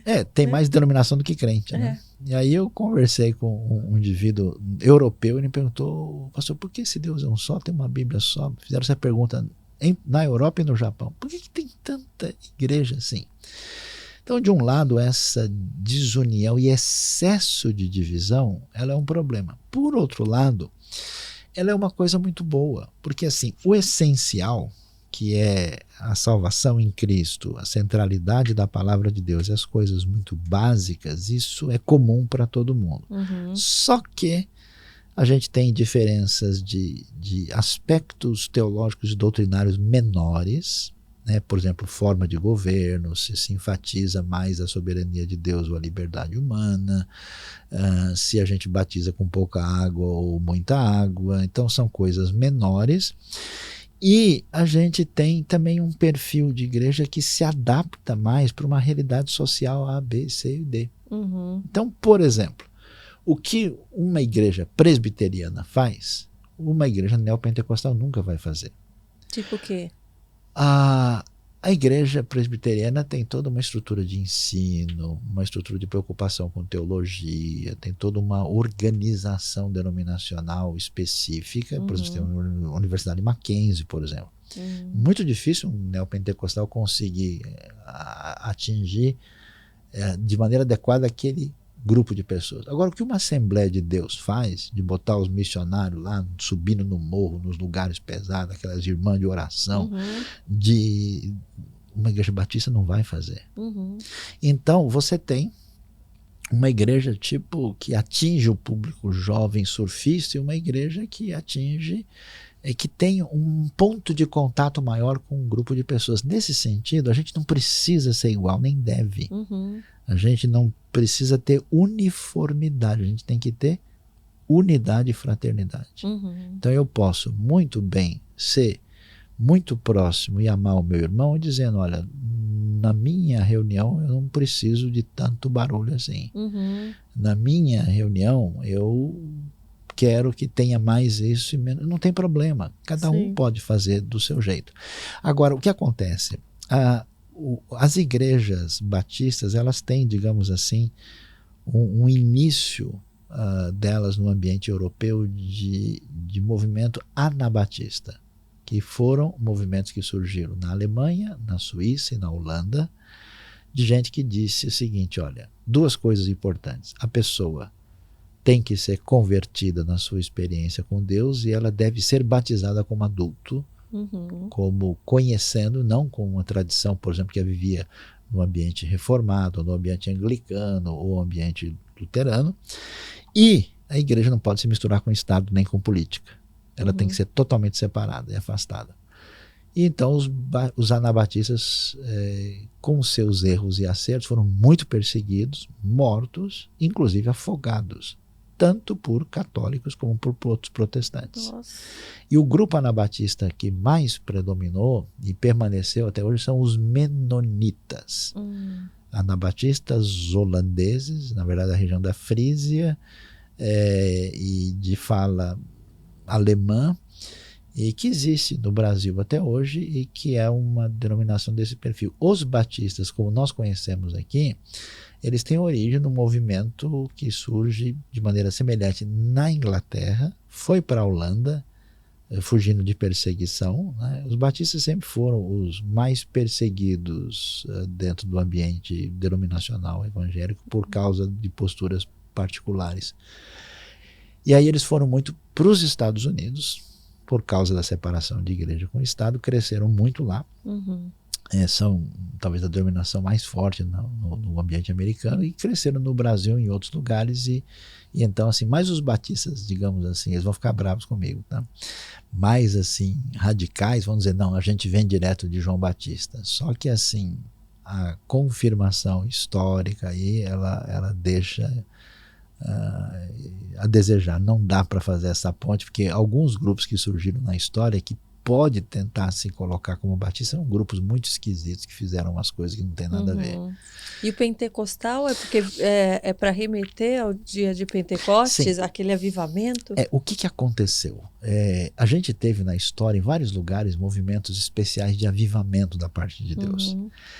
E esses avivamentos aconteceram no século XVI, século XVII, XVIII. Você tem avivamento de Jonathan Edwards, de Charles Finney, tem avivamento do Evans em Gales, tem o famoso avivamento moraviano do Conde de Zinzendorf.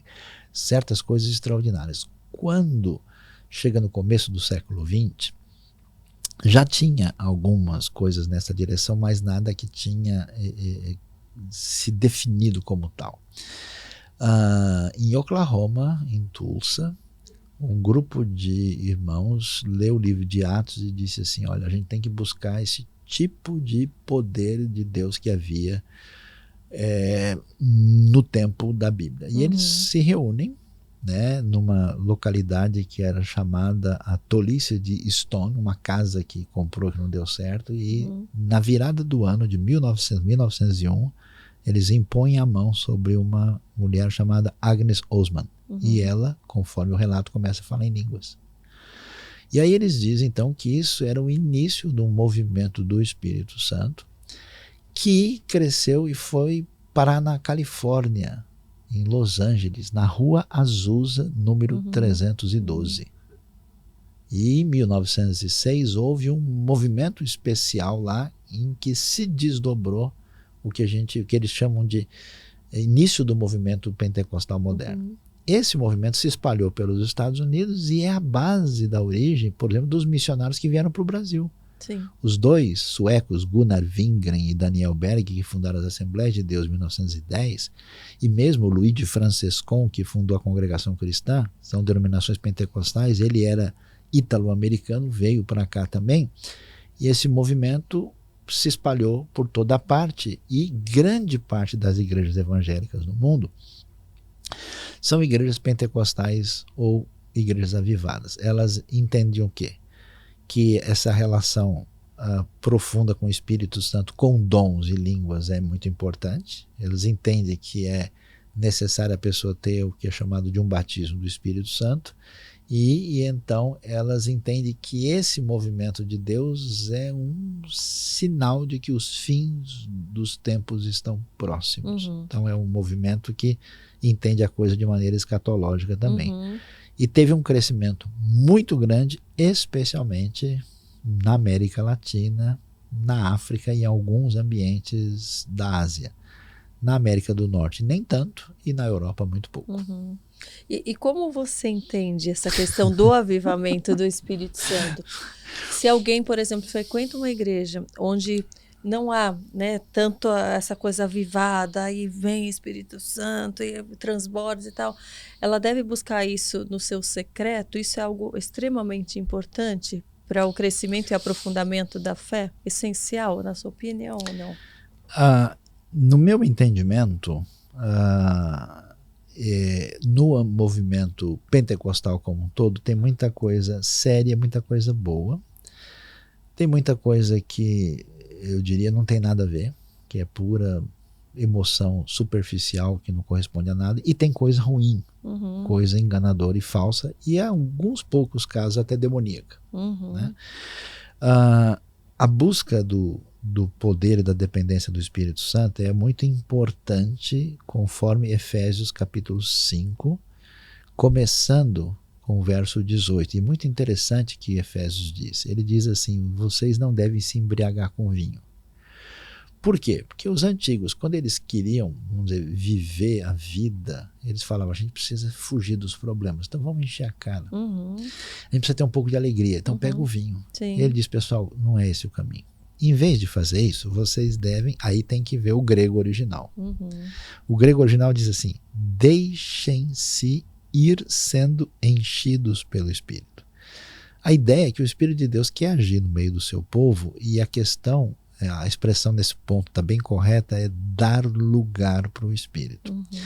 Mas é curioso que esse dar lugar lá é um processo e não uma experiência única. Em Efésios. Então vocês devem constantemente abrir espaço para essa ação do Espírito. E esse Espírito, aí vem a parte que nem tradicionais nem pentecostais querem ouvir. Esse Espírito mostra o seu poder na nossa vida pela nossa capacidade de submissão. É que diz o verso 21. Submetendo-se uns aos outros no temor de Cristo. Então onde é que está o poder no Espírito Santo? Em o marido amar a mulher ouvir o marido, o filho obedecer o pai e o pai não irritar os filhos, de acordo com Efésios. Então, por que isso é tão importante?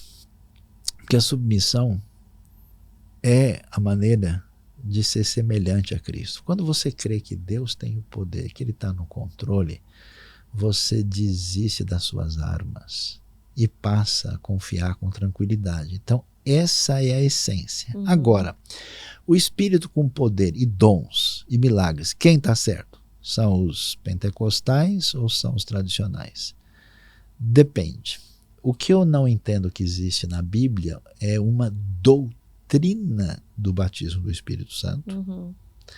E não entendo que alguns dons sejam obrigatórios para todas as pessoas.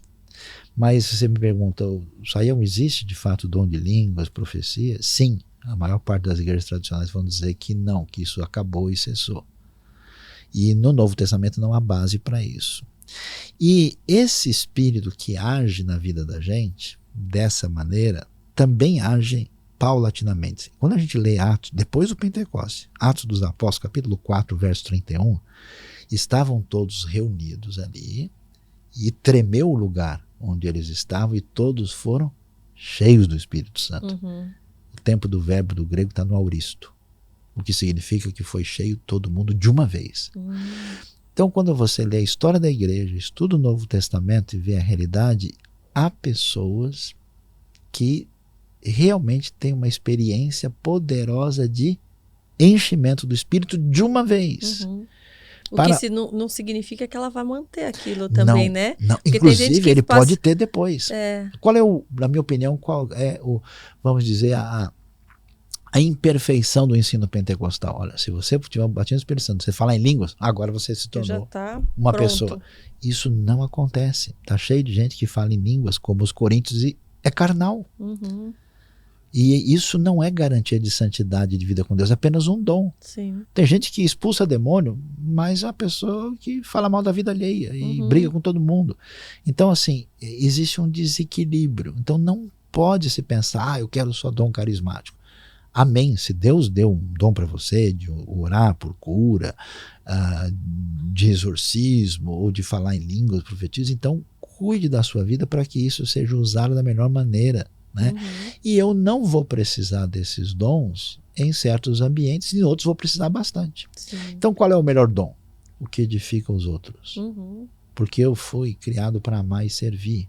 Então de repente eu estou num lugar que precisa muito de exorcismo, que precisa muito de confrontar com sinais e poder. Mas a gente não pode fabricar isso. Sim. Não pode colocar isso no lugar indevido. A gente tem que ter equilíbrio nessas coisas. Uma igreja, se você perguntar para mim, mas aí como é que é na sua igreja, Sayão? Nossa igreja ela é de uma trajetória histórica batista. Mas se tem uma pessoa que diz, olha, eu tenho esse dom espiritual, amém, Deus abençoe. A gente não tem nenhum problema com isso. Até porque se o dom é de Deus, quem sou eu para brigar com a pessoa? E se o dom não for de Deus, isso vai se revelar em breve.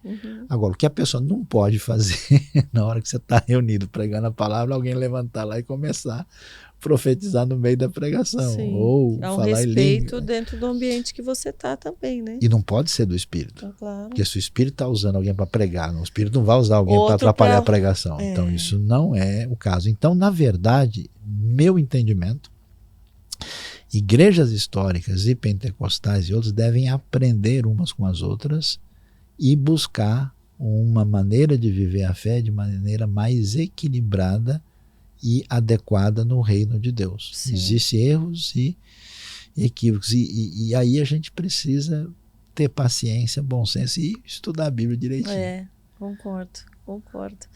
Nós estamos no ano de eleição, né? Muitos acham que é errado o cristão falar de política, opinar, né, sobre política. Eu não quero aqui falar de lado nenhum especificamente, mas eu queria entender como você entende a importância de um servo de Deus também prestar atenção e ver como algo importante, porque é uma sociedade, nós vivemos em sociedade, né?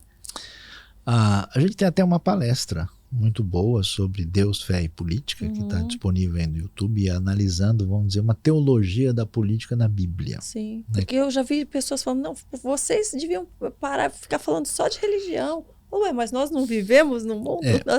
Então, aí é uma coisa delicada que a gente tem que levar em consideração.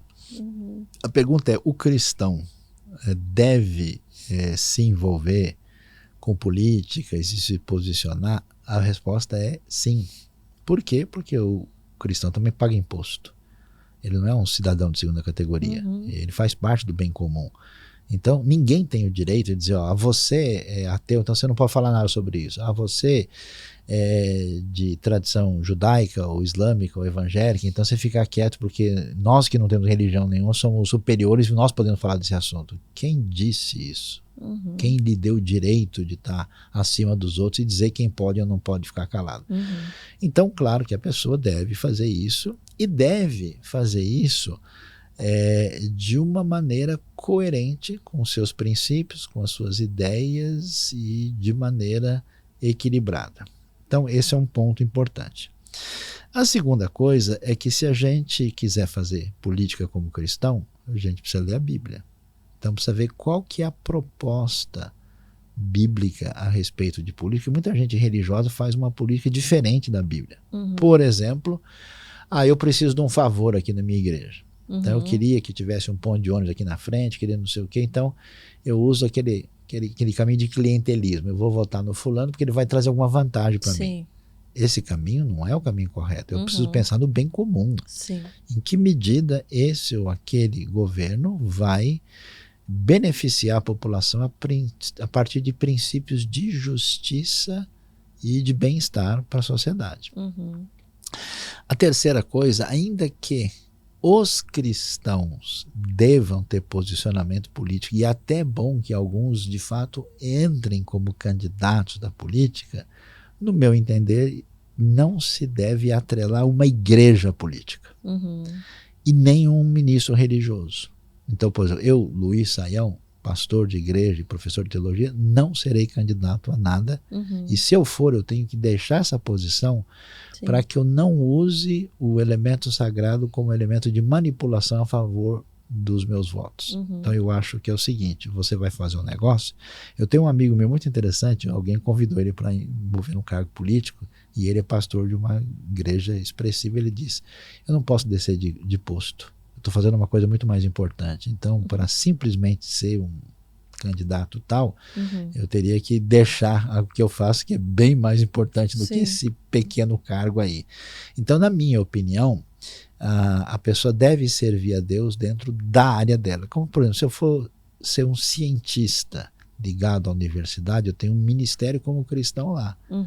Agora, eu preciso ver, não dá para ser 24 horas por dia cientista e ser pastor ao mesmo tempo. Então, as vocações são distintas. E, na minha opinião, a gente tem que olhar a política do ponto de vista bíblico para sempre ser sal da terra e luz do mundo. Por isso eu desaconselho uma postura política radical onde você fecha com um partido, um indivíduo ou uma proposta, porque amanhã, mais cedo ou mais tarde, você vai se dar mal. Por exemplo, a gente conhece isso na política brasileira e fora da política brasileira. 2 indivíduos eram antagônicos, brigando, e falando... agora estão lá se abraçando. De repente, o sujeito está junto com o outro, falando, pera, mas qual era a proposta mesmo que um defendia, que o outro não defendia? Não, peraí, mas eu estava, né? Não estou entendendo mais nada. Tem um autor francês muito sóbrio, chamado Jacques Ellul, que escreveu nessa área. Ele disse uma coisa que me chamou a atenção. Ele disse que, num certo sentido, o verdadeiro cristão ele se coloca contra todo o governo. A partir do quê? A partir dos princípios bíblicos, para que ele sempre tenha a voz de verdadeira autoridade para criticar o erro, a injustiça, a maldade a partir do fato que ele é sal da terra e luz do mundo. Qual que é o problema? Se eu fecho com o indivíduo X, e aí esse indivíduo começa a fazer coisas injustas, eu não posso falar mal dele, porque nós já fechamos, ele faz parte, de repente ele é até da minha igreja, então você fica vendido e a sua legitimidade desaparece. Então, nesse sentido, como gente da tradição batista, a gente sempre diz, olha, política e igreja propriamente dita não podem estar tão juntos assim, porque foi isso que aconteceu no nazismo. Foi isso que aconteceu em grande parte da história, quando a religião, que é dominada pelo Estado, você viu o que está acontecendo na Rússia agora. Então o clero russo está apoiando o que está acontecendo, porque eles estão ligados a gente perde a voz profética. Então essa separação ela é sábia, mas a gente tem que ser responsável, votar com consciência, rejeitar aquilo que a gente percebe que entra em conflito com os valores da parte de Deus, ser responsável, mas com sabedoria, tato, bom senso e isenção. Muito bem, muito bem. Um conselho para todos nós, né, nesse ano, para a gente realmente agir com sabedoria, com discernimento, não ir, né, no embalo de todo mundo, né? Eu acho que tem muita revelação para tudo, mas a gente, se não tiver o pé no chão, a gente acha que tudo é revelação e não é bem assim. Acaba se complicando. Né? Qual o principal conselho que você daria aos jovens de hoje, que às vezes não tem tanta presença, né, de Deus, não enxerga a presença de Deus nos seus dias, estão sendo levados por ídolos, né, como a gente comentou, e precisam realmente, talvez, não se envergonhar do evangelho, aqueles que já tiveram um encontro, porque para o jovem ele é muito mais, eu acho que criticado, ele está num momento de estar formando a sua personalidade, né?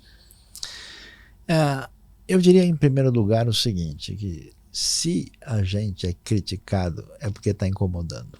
Ninguém empreende qualquer briga por uma coisa que não vale nada. Então é o seguinte, cara, não tem ninguém, nem que chegue perto da pessoa de Jesus. Se tem um cara, né, uma pessoa que mais impactou a história humana e que, digamos assim, na sua juventude, ele tinha só 30 anos, ele fez um negócio tudo diferente. Ele foi para a beira de um lago, pegou uma dúzia de gente comum, não teve apoio religioso, nem político, nem financeiro, e ninguém supera a Jesus em impacto de transformação da história do planeta. Então, por que eu vou perder meu tempo estudando gente que é muito mais meia boca e que não tem nada a apresentar?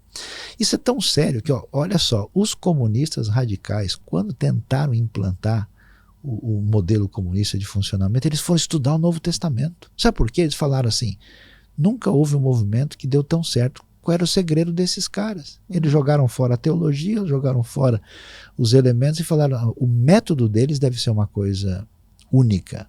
Então é o seguinte, moda, proposta filosófica, sociológica, A, B ou C, daqui a 10 anos mudou tudo, virou. Cadê a galera de Woodstock? Cadê os hippies que depois viraram yuppies? Quer dizer, esse negócio, a geração, né, Z, X, Y, tudo que a gente coloca, passou um pouquinho de tempo, já muda tudo, fica velho e não vale mais.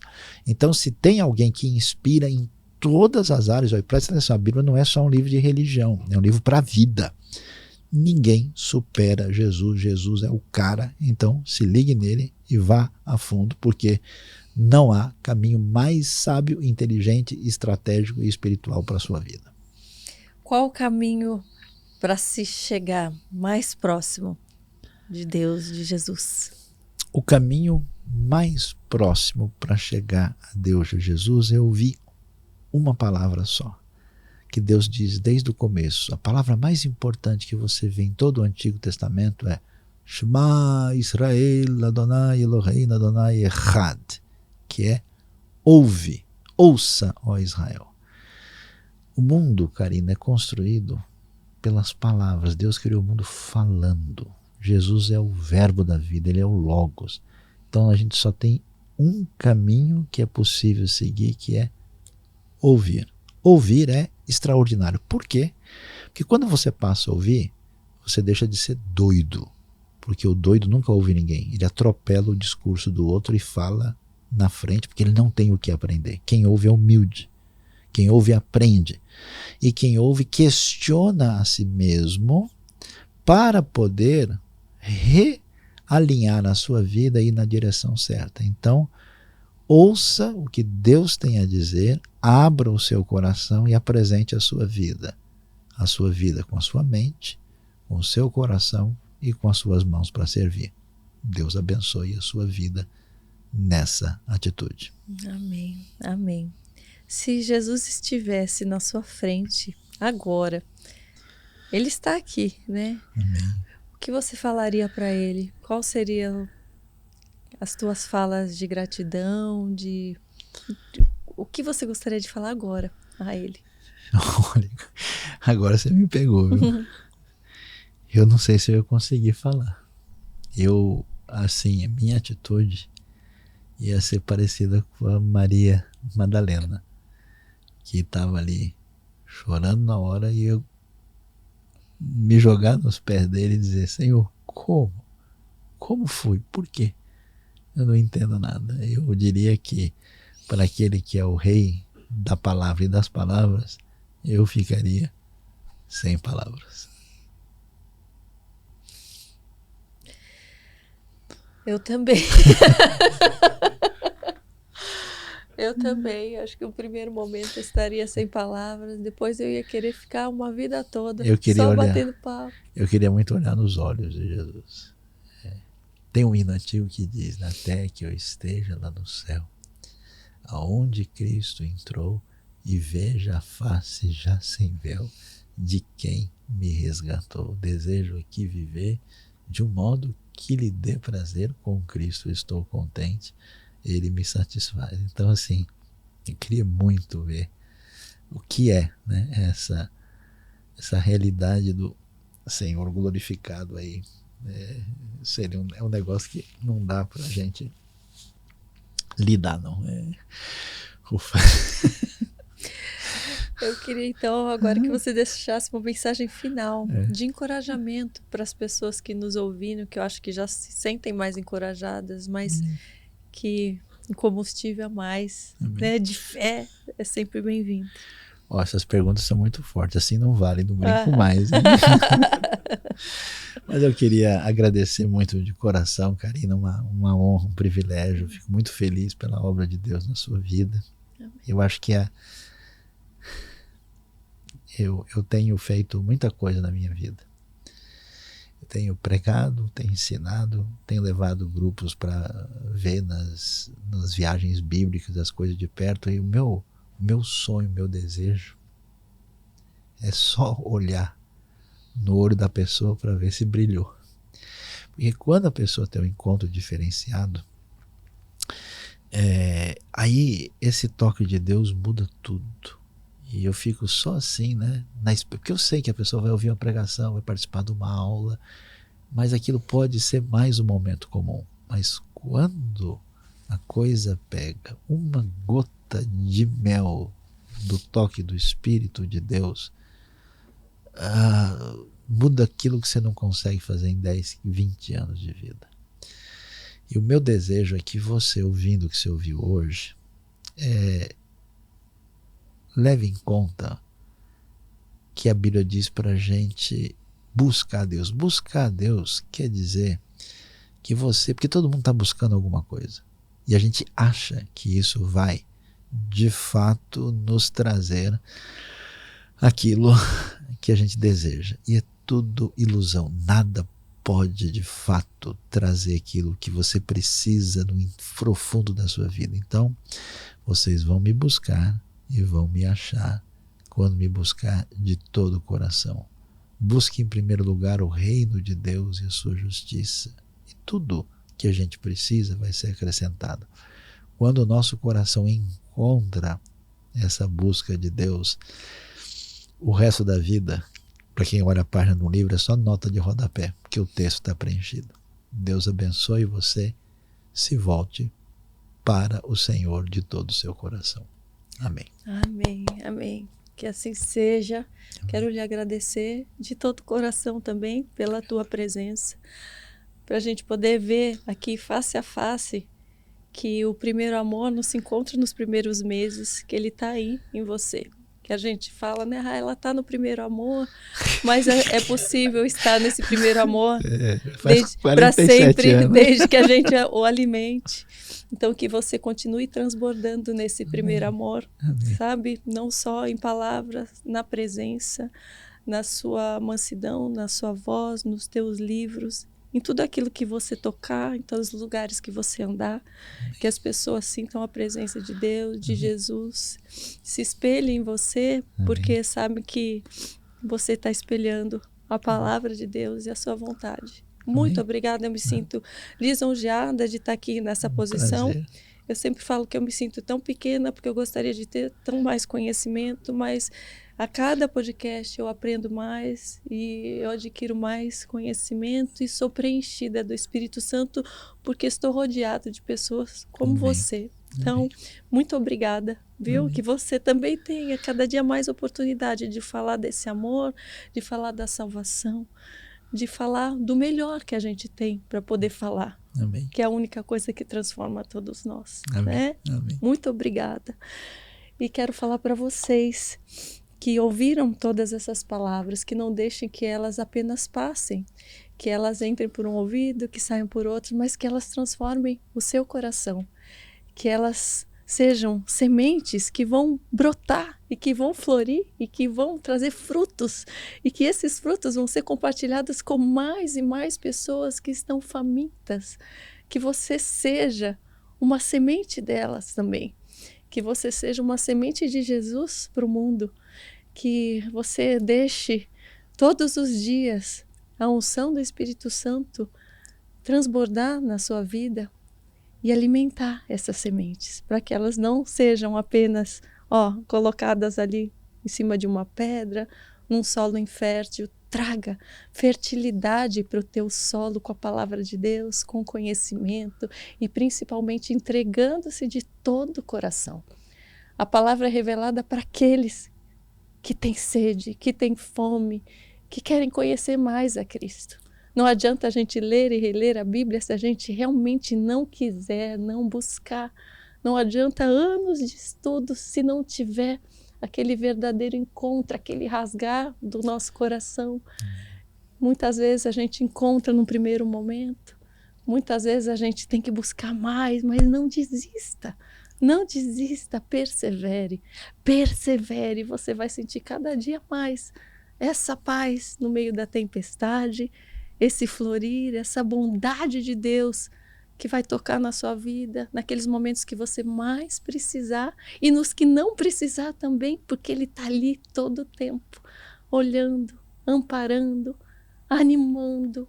Então, que você jamais perca de vista Deus, Jesus, jamais perca de vista o Espírito Santo, que é o seu consolador, o seu melhor conselheiro.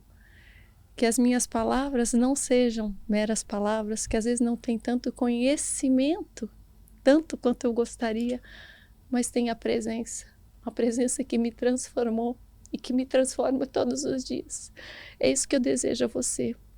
Por menor que seja, essa presença que você acha que é pequena, ela é maior do que tudo que o mundo pode dar, porque ela realmente transforma, ela nos molda, ela nos levanta, ela nos restaura, ela nos salva, por amor, por amor. Que você se entregue por amor, que você ore por amor, que você obedeça por amor e que você o sirva todos os dias por amor. Obrigada. Até o próximo. Positivamente! Ah.